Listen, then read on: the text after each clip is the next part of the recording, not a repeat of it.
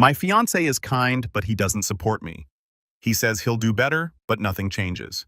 So I stopped asking. Now I'm staying with my sister, questioning our relationship. I love my fiancé. I need to start with that because it's true, even if the rest of this might make it sound like I don't. He's sweet, nerdy, weird in a way that makes you want to wrap your arms around him and never let go. The kind of guy who will ramble about his favorite obscure sci-fi show for hours, or make up silly songs while brushing his teeth just to make me laugh. When we're good, we're really good. He's my best friend. We get each other in a way that makes life easier, like I don't have to explain myself all the time, but I'm also tired and scared and increasingly unsure of what kind of relationship I've found myself in. Not because there's anything dramatic or toxic happening, but because somewhere along the way I became the one holding up all the weight. And I don't know how that happened, or why he can't see it, or what it says about us that I have to ask beg, even for the most basic things. We started dating when I was 18 and he was 25. I know that might already raise eyebrows, but I don't think the age gap was the issue, at least not in the way people assume. Back then, I had just gotten out of a long-term relationship that left me unsure of who I was. I didn't want to jump into anything serious, and he was okay with that. It started casual, just friends with benefits, no pressure, no promises. But then we actually talked, and it turned out we had a lot in common. We liked the same dumb internet jokes, hated the same celebrity couples, and could spend hours in bed arguing about whether the Matrix sequels were secretly brilliant or just garbage. It stopped being casual pretty quickly. I think I was drawn to how gentle he was. He didn't push, he listened. He seemed to see me in a way others didn't. I felt safe around him, not the adrenaline rush of infatuation, but the deep sigh of finally putting your bags down after carrying them too long. It felt like home. So when we talked about moving in together, it felt natural. We'd already been spending most nights at his place anyway. I was a full-time student juggling classes and part-time gigs. He worked long hours, so on weekends when I wasn't in class, I'd come over and help him cook a few meals, make things cozy. It wasn't a chore back then. It felt like love in motion, my way of saying, I see how tired you are. Let me take care of you. But that energy didn't shift when our living situation did. If anything, it calcified into expectation. Now we share a home and I work 2 remote jobs to cover rent and school. I'm up at 6 a.m. bouncing between meetings and deadlines, squeezing in grocery runs and laundry loads between Zoom calls. Meanwhile, he clocks out from work and immediately disappears into his gaming chair or collapses on the couch like he just ran a marathon. He doesn't complain when I ask him to help, but he doesn't offer either. He never looks around and thinks she might need a break. He waits until I've asked 3 times. He'll wash the dishes if I beg. He'll take out the trash after it's been sitting for 2 days. But not because he wants to, because I reminded him. The hardest part is he really is kind. He kisses me on the forehead when he walks past. He makes me tea when I have a headache. He holds me when I cry. He doesn't raise his voice. He doesn't lie. He doesn't cheat. He's not bad. But sometimes I wonder if not bad is enough. Sometimes I wonder what it says about our relationship that I can spend hours making dinner for us only to wash the dishes afterward while he scrolls on his phone. That he hasn't brought me flowers once without me asking, while I've bought him bouquets for every little milestone just to see him smile. That the last date night we went on was 6 months ago, and I planned it, paid for it, and picked the restaurant. Sometimes I stare at the clogged shower drain ankle-deep in cold water and wonder if this is what forever is going to feel like. It's not dramatic. He hasn't done anything unforgivable. But it's the slow build, the invisible weight I carry every day that's starting to bend something inside me. And I'm scared, not just of him or of being alone, but of what it means to stay. Of what it means to keep loving someone who needs to be reminded how to love you back. It's weird thinking back to how it all started. We were so different then, or maybe I just was. I'd just turned 18, still wobbly on my legs from a relationship that had stripped me down in ways I didn't fully understand until years later. That relationship had rules, unspoken but strict. Dress a certain way, don't talk to other guys, don't be too emotional, don't be too cold. I learned to shrink myself into someone digestible. By the time it ended, I didn't know where I ended, and the performance began. So when I met him, it felt like breathing again. He was 7 years older, which at the time made him seem impossibly mature. Not in a condescending way, he never treated me like a child, but he had this easy confidence I mistook for wisdom. He didn't get jealous. He didn't care if I went out with friends. He didn't try to control me. I thought that meant he was emotionally evolved. I thought I'd found the antidote to what broke me before. It started as a casual fling. We were honest about that. I told him I wasn't looking for anything serious, and he smiled and said, "Let's just see where it goes." We fell into bed first, and then slowly into each other's lives. I started leaving a toothbrush at his place. He started buying my favorite oat milk. I'd crash on his couch after late classes and he'd cover me with a blanket, kiss my forehead, and whisper, "You're safe here." That meant everything to me. He was different from the guys I'd known. Not flashy, not controlling. Kind of awkward, actually. Always fidgeting with something, always rambling about board games or obscure fantasy lore. But he was gentle. Funny in a weird, charming way. He once taped googly eyes onto all the items in his fridge just to make me laugh after a bad exam. It worked. Back then, I wanted to believe that was enough. That kindness, quiet, quirky, non-toxic kindness was all that mattered. That I could build a future with someone who didn't hurt me, even if he didn't always know how to help me either. I started doing little things for him the way you do when you're falling. I'd bring him coffee before work. I'd stay behind after classes to clean his apartment. He always thanked me. He never expected it. Or at least, that's what I told myself. When he had a long day, I'd offer to cook. He'd shrug and say, "You don't have to," but he never stopped me. He'd eat while playing games, and I'd watch him unwind like a balloon losing air. Sometimes he'd say, "You spoil me," and I'd smile, pretending I didn't want him to spoil me back. I guess I thought if I kept giving, eventually it would click. That he'd look around one day and see all the ways I'd loved him and suddenly want to mirror it. I thought love was something you could model for someone, that if you showed up enough, they'd learn how to show up too. When we talked about moving in together, I was thrilled. Nervous, but thrilled. I imagined all the cute domestic moments, the shared grocery runs, the quiet breakfasts, folding laundry, while watching sitcom reruns. I imagined building a life, not just a home. But I also had concerns, and to his credit, he listened. I told him I was scared I'd end up doing everything. That because I was still in school and working remotely, I'd be the one cleaning and cooking and picking up after him. He promised me that wouldn't happen. He said he wanted to step up, that he just needed the structure of living together to get into a rhythm. I wanted to believe him. What I didn't say, what I hadn't fully admitted to myself yet, was that it was already starting. The little imbalances. The moments I felt like his caretaker more than his partner. It wasn't just the chores, it was the emotional weight. I was the one who remembered birthdays, booked doctor's appointments, reminded him to take breaks when he worked too long. I carried the invisible list in my head of everything that kept our shared world running. But I didn't see it as a warning sign. I saw it as love. When we finally moved in, the fantasy cracked faster than I expected. I was up early every day, bouncing between work tasks and school deadlines while he slept in. His job started later, sure, but when he'd get up, he'd pour himself cereal, turn on his computer, and disappear for hours. By the time he clocked out, I'd already handled dishes, tidied up, responded to emails, and done at least one grocery run. I kept waiting for him to notice, to ask what he could take off my plate, to see me. He didn't. Not because he was cruel, just oblivious. I tried to bring it up gently at first. "Hey, do you think you could start the laundry this week? Can you help me clean the bathroom today?" He'd say sure, but forget. Or he'd do it days later after I'd already done it myself. Then he'd say, "Oh, sorry, I meant to." Like that erased the fact that it still landed on me. When I finally confronted him more directly, he looked surprised, like he hadn't realized anything was wrong. "I'm not trying to make you feel bad," I said. I need you to care. Not because it bothers you, but because it matters to me." He nodded. Said all the right things. Promised to do better. That's the phrase he always uses, "I'll do better." And for a day or two he does. He'll wash a dish without being asked. Vacuum a little. But then it fades. The muscle memory isn't there. I have to ask again and again. It wears on you, that kind of repetition. It makes you feel small, like you're nagging, like you're the villain in your own home for wanting help keeping it together. And it's not just the chores. It's everything. I'm the one who plans our dates when we have them. I buy gifts on anniversaries. I cook.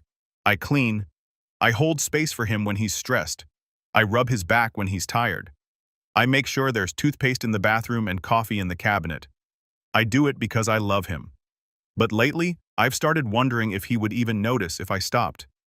Once I brought up how his old roommate used to go all out for his girlfriend, cooked for her every week, brought her flowers, even made themed date nights. My fiancé laughed and said, "Yeah, he was whipped."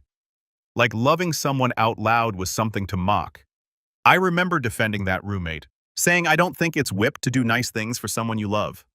He shrugged. Sure, I guess. But it's a lot. That stuck with me. Not because he was mean about it, but because it revealed something. A ceiling I hadn't seen before. A limit on how he understood love. I'm not asking for a fairy tale. I don't need grand gestures or daily surprises. But I want to feel considered. I want to come home to a clean space I didn't have to build alone. I want to be surprised with coffee or a handwritten note or dinner that he actually tried to make, even if it's just boxed mac and cheese. I want to feel like I matter without having to present a PowerPoint explaining why. I started keeping track, not in a dramatic tally mark on the wall kind of way, just mentally at first, then in the Notes app on my phone. I'd write things down not because I wanted to hold it over his head, but because I needed to know I wasn't imagining it. Tuesday, I worked 9 hours, cooked dinner, washed dishes, vacuumed. He played Elden Ring for 4 hours, forgot to take out trash. Friday, I asked him in the morning to unclog the shower. He said, "Sure, babe." Still not done. Saturday, I told him I was too tired to cook. He made boxed mac and cheese, but left the pot and spoon in the sink to soak. Monday, I cried in the shower, still standing in ankle-deep water. It wasn't always like that. Some days he tried. I'd come home from the grocery store and he'd be folding laundry. He'd tell me he wanted to be useful. Those days felt like little sunbeams cracking through a thick fog. And for a moment, I'd think, maybe this is the turning point. Maybe this is when things shift. But then a week would pass, then 2, and the sunlight would vanish, swallowed by the same quiet inattention that started to feel like indifference. I used to think relationships were about love. Now I think they're about memory, about whether the other person remembers what matters to you, without needing to be reminded like an assistant scheduling tasks. It's about whether you can relax around someone knowing they've got your back without needing a to-do list pinned to the fridge. I brought this up to him one night after cleaning the kitchen for the 3rd time that day. I sat beside him on the couch, my legs tucked under me, watching him scroll on his phone. I feel like I'm managing everything, I said quietly. And you're just living here. He didn't look up at first, just kept scrolling. I waited. Finally, he glanced over, brows pulled together. "I mean, I work a lot too," he said. "It's not like I'm doing nothing." "I'm not saying you do nothing," I replied. "I'm saying I do everything else." That spiraled into a long, slow argument, the kind that doesn't explode but simmers. The kind that ends with both people feeling unheard. He said he was trying. He reminded me that he vacuumed last weekend, that he took the trash out on Thursday, that he doesn't complain when I ask him to do things. And that was the crux of it, he didn't complain. As if passively complying made up for never taking initiative. As if love was just about being willing, not wanting to help. I think what hurt most was realizing how low my bar had fallen. I wasn't asking for flowers every week or surprise vacations or even deep conversations. I was asking him to wash a pan without being reminded, to care enough to look around and see what needed doing, to think of me without being prompted. One night, I came home from a particularly brutal day. My manager had been passive-aggressively critical on Zoom all morning. My professor emailed to tell me I'd misread the syllabus and missed a quiz worth 15%. My period started unexpectedly. I was exhausted, achy, emotionally threadbare. I texted him before leaving the co-working space. "Rough day. Can you handle dinner? I just want to lay down," he replied right away. Of course, I exhaled. Maybe tonight would be different. Maybe I could come home, eat something warm, be held. When I walked through the door an hour later, the apartment smelled like nothing. The lights were off in the kitchen. He was sitting on the couch, headset on, deep in a raid. He turned and gave me a sheepish smile, pulled off one earbud. "Hey babe, sorry the guys were waiting on me. I was gonna order something after this round. My body sagged. I didn't yell. I didn't even speak. I just went to the bedroom and shut the door, laid down on top of the covers in my coat, stared at the ceiling, and blinked until the tears stopped threatening. He came in 20 minutes later, offered to microwave a frozen burrito. I said I wasn't hungry. He asked if I was mad. I said, no, I wasn't mad. I was tired. There's a difference. I told my best friend about it a few days later. She asked me if I thought he was doing it on purpose. I said, no, he's not malicious. He's just not built to notice things. Or maybe he never had to be. Maybe women always picked up after him, and I'd just become the next one in line. But even that felt like an excuse. Because he's smart. He remembers the lore of every fantasy series he's ever watched. He remembers exactly how many frames it takes to parry an attack in a game I'll never understand. He remembers his mom's birthday, his coworkers' inside jokes, and the names of every obscure band he's ever liked. He could remember how to show up for me if he really wanted to. The hardest part is that I know he loves me. He says it often. He kisses me goodnight. He brags about me to his friends. He calls me his soulmate. And sometimes that feels like enough to keep going. But other times, like the night I saw him roll his eyes when I reminded him again to replace the shower liner that had started molding, I feel like I'm holding on to a version of us that only exists in my head. He's not a monster. He's not abusive. He doesn't belittle me or yell or cheat or drink too much. If I left him, people would ask why.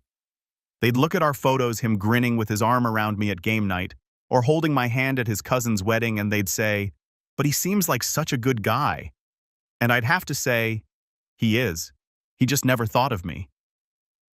A few weeks ago, I decided to stop asking.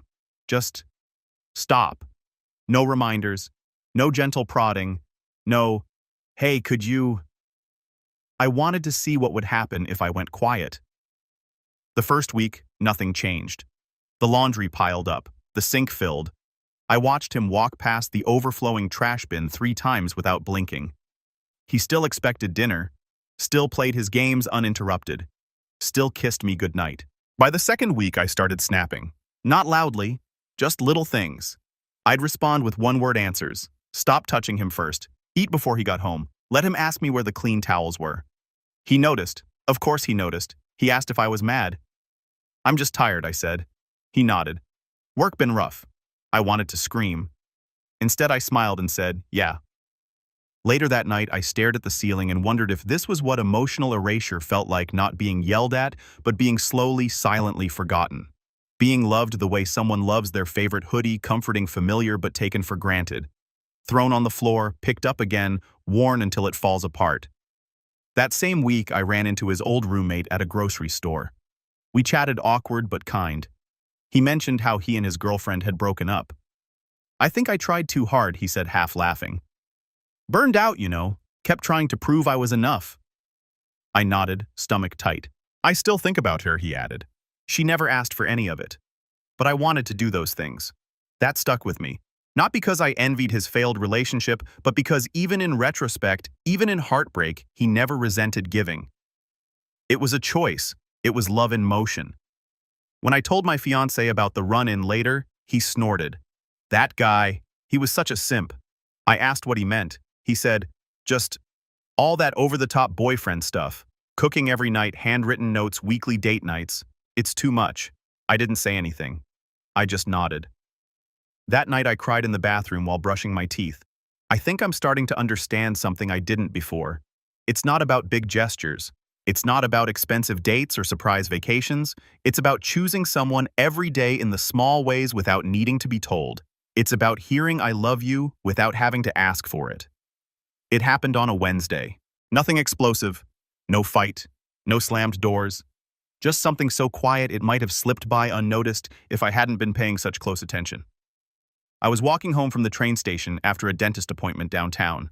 I'd had a cavity filled my face, half numb, the drill's whine still echoing in my skull.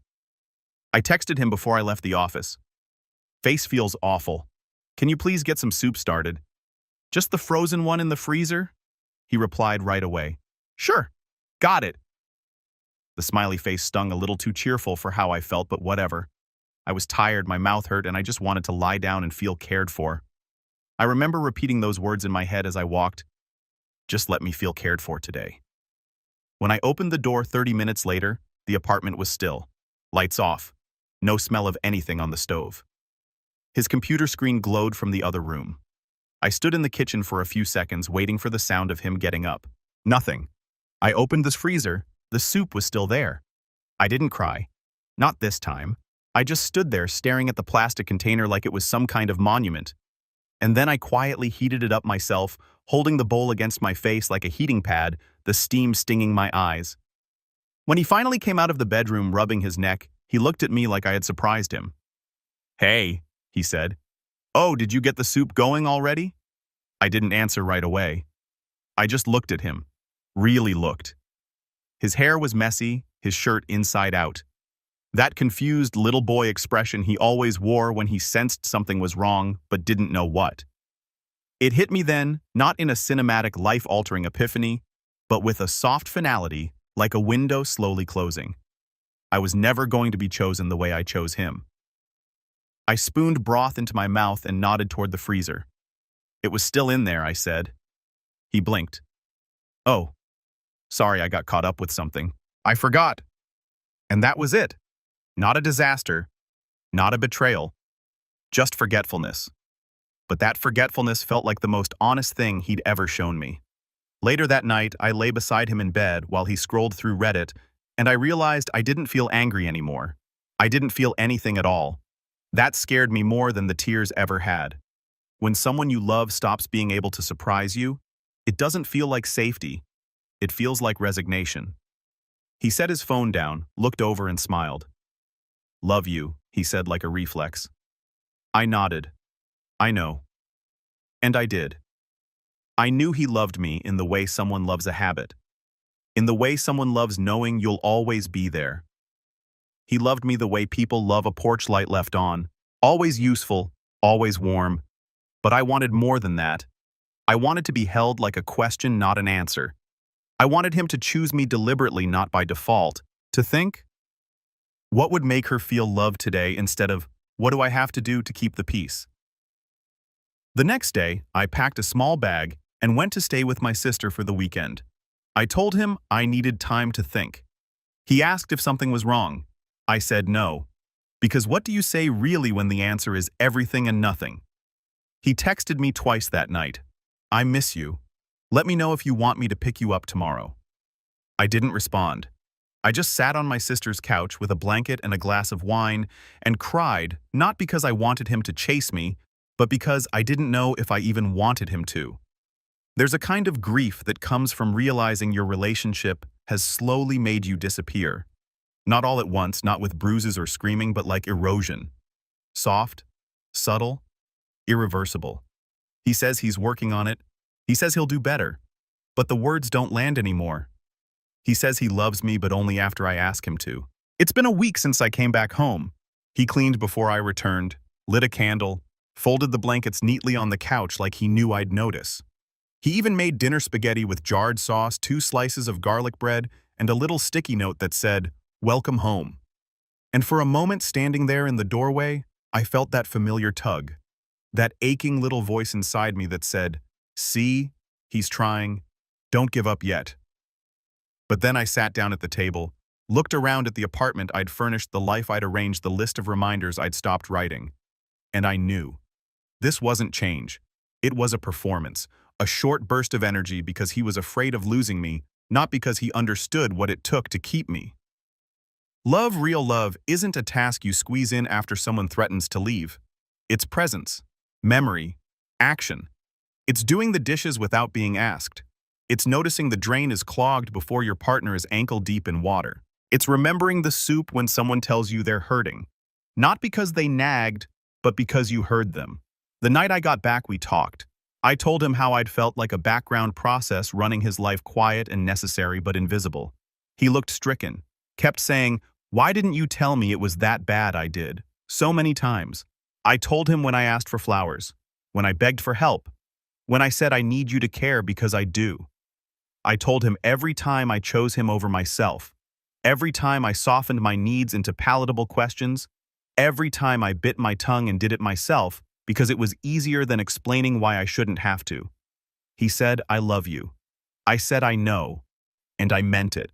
I do believe he loves me in the only way he knows how.